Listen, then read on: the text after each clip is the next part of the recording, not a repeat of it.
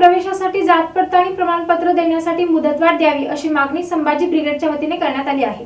सोलापूर जात पडताळणी प्रमाणपत्र कार्यालयात पूर्णवेळ अध्यक्ष नसल्यानं जात पडताळणी प्रमाणपत्र मिळण्यास होणाऱ्या विलंबामुळे विद्यार्थ्यांचं शैक्षणिक व आर्थिक नुकसान होत असून तात्काळ पूर्णवेळ अध्यक्षांनी तातडीनं पदभार घ्यावा आणि शासनाच्या वतीनं मुदतवाढ द्यावी अशी मागणी सामाजिक व न्यायमंत्री संजय शिरसाट यांना संभाजी ब्रिगेडच्या वतीनं निवेदन आणि ईमेलद्वारे करण्यात आली। विद्यार्थ्यांचं नुकसान टाळण्याकरता जात प्रमाणपत्र पडताळणी प्रमाणपत्राची मुदत वाढवून मिळावी, अन्यथा विद्यार्थ्यांचं जर शैक्षणिक व आर्थिक नुकसान झाल्यास संभाजी ब्रिगेडच्या वतीनं तीव्र आंदोलन करण्यात येईल असा इशारा संभाजी ब्रिगेडच्या वतीनं यावेळी देण्यात आला।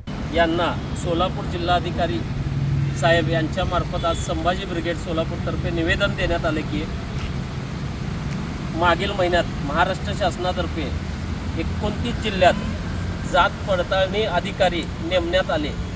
त्यातील सोलापूर जिल्ह्यात अधिकाऱ्याने अजूनपर्यंत पदभार न घेतल्या कारणाने शैक्षणिक वर्षाचे प्रमाणपत्र विद्यार्थ्यांना देण्यास विलंब होत आहे आणि त्यामुळं मोठ्या प्रमाणात विद्यार्थ्यांचं नुकसान होणार आहे।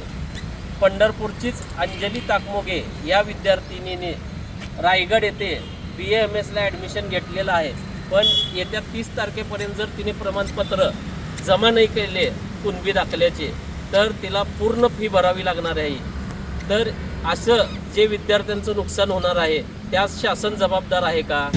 यावेळी संभाजी ब्रिगेड पश्चिम महाराष्ट्र अध्यक्ष श्याम कदम जगदाळे, जिल्हाध्यक्ष महिला आघाडी मिनल दास, शहराध्यक्ष मोनाली धुमाळ, सुनीता घंटे, राजनंदिनी धुमाळ, जयश्री पाटील, अरविंद शेळके, रमेश भंडारे, वैभव धुमाळ, दिलीप निंबाळकर, सतीश वावरे आदी उपस्थित होते।